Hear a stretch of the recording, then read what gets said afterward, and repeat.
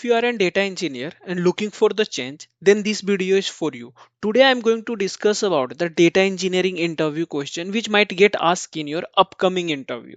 So the question which you have to categorize or you have to group the employee by even or odd ID. So if employee have the ID, right, in EMP ID or their employee ID, we have to categorize based upon their employee ID. So suppose any employee which having the even ID, suppose 2 or 20, that should be in team A, and those who have the odd ID, that should be in team B. So how we will do? You will be given with the basic data, they will give you the data and the column name. So we have the over here employee ID, first name, hire date and salary. So what we will do over here, we will first of all take the case statement, case when, and we will take the employee ID, and we will, so to find the odd or even, right, we use modulus divided by 2. So any of the digit divided by 2 and we will get the result 0, then we will consider that as even, because even have the condition like even number are those number who is completely divisible by 2.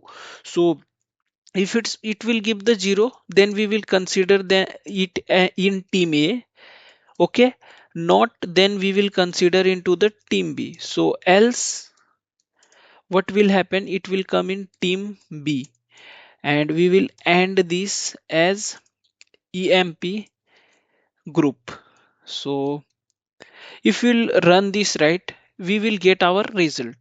So we can see we have the result, but if you want to check as well, right, this is working or not, so I will show you over here. So suppose I am using this modulus function beside the employee ID, and I'm checking the output, like what are the output we are getting for this, right? So we can see 100 is the even number, so for that we are getting result as a 0. 101 is a odd number, we are getting 1. So 1 is nothing but the reminder. So if you will divide any digit, suppose we will divide 200 by 2, so it will, the dividend will be 50 and remainder will be 0. But for 101, dividend will be 50 but remainder will be 1. So that is the condition. This is basic maths which we have to follow over here, and that we can get the result.